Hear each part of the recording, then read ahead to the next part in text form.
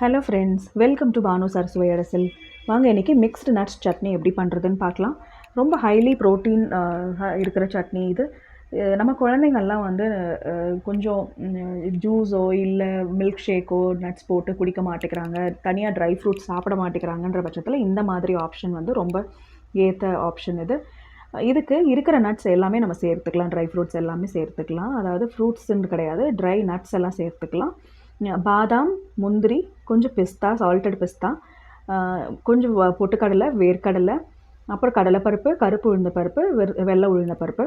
அதுக்கப்புறம் நீங்கள் வந்து எள் இருந்தாலும் சேர்த்துக்கலாம், வெள்ளை எள்ளாக இருந்தாலும் சரி, கருப்பு எள்ளாக இருந்தாலும் சரி சேர்த்துக்கலாம். அது கொஞ்சம் அதுக்கப்புறம் சீட்ஸ் எல்லாம் இருக்கு இல்லையா, அதாவது சாப்பிடக்கூடிய சீட்ஸு, ஃப்ளாக்ஸ் சீடு, வெள்ளரி விதை, பூசணிக்காய் விதை, இந்த மாதிரி சீட்ஸ் இருந்துச்சுன்னா அதையும் சேர்த்துக்கலாம். அதையும் நான் சேர்த்துருக்கேன்.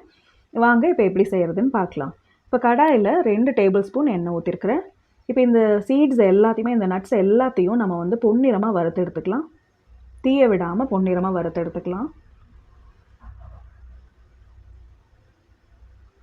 இப்போ இது வதங்கிட்டு இருக்கும்போது இன்னும் சட்னிக்கு தேவையான ஒரு கை அளவுக்கு, கைப்பிடி அளவுக்கு சின்ன வெங்காயம், கொஞ்சம் புளி, 4-5 பல் பூண்டு, காரத்துக்கு ஏற்ற காஞ்ச மிளகாய், இது எல்லாத்தையும் சேர்த்து இதோடவே சேர்த்து நல்லா வதக்கி எடுத்துக்கலாம்.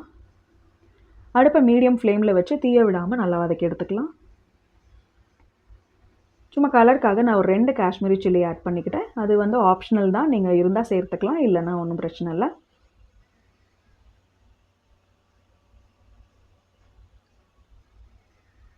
ஸோ இப்போ இதெல்லாம் நல்லா வதங்கி வந்துட்டு இருக்குது. நீங்கள் உங்களுக்கு தக்காளி பேஸில் வேணும் அப்படின்னா நீங்கள் தக்காளி சேர்த்துக்கலாம். நான் இன்றைக்கி தக்காளி சேர்க்கலை, எனக்கு நட்ஸ் ஃப்ளேவர்லேயே மட்டும் இருந்தால் போதுன்றதுனால நான் சேர்த்துக்கல. இப்போ இதுக்கு கைப்பிடி அளவுக்கு தேங்காய் எடுத்துருக்கிறேன், அதையும் போட்டு 2 நிமிஷம் நல்லா வாட்டி எடுத்துக்கலாம். இப்போ இது நல்லா வதங்கிடுச்சு. இதை ஆற விட்டு மிக்ஸி ஜாருக்கு மாற்றிட்டு இதுக்கு தேவையான அளவு உப்பு சேர்த்து, தண்ணியும் சேர்த்து, கொரகொரப்பும் இல்லாமல் ரொம்ப மையவும் இல்லாமல் அரைச்சி எடுத்துக்கலாம்.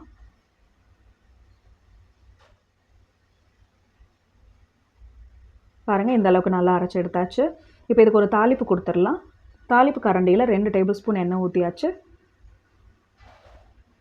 எண்ணெய் காஞ்சதும் நல்லா கடுகு, உளுத்தம்பருப்பு பொரிச்சிக்கலாம்.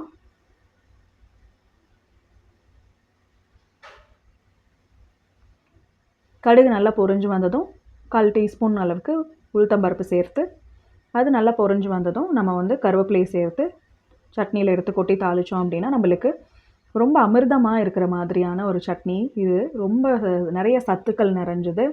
செஞ்சு பாருங்கள். இது வந்து எல்லா டிஃபனுக்குமே ஏற்ற சைட் டிஷ் இது. அதாவது இட்லி, தோசை, பணியாரம், ரவா தோசை, இது எல்லாத்துக்குமே ரொம்ப ஏற்ற சைட் டிஷ். நான் இன்றைக்கி ரவா தோசையோடு சர்வ் பண்ணியிருக்கிறேன்.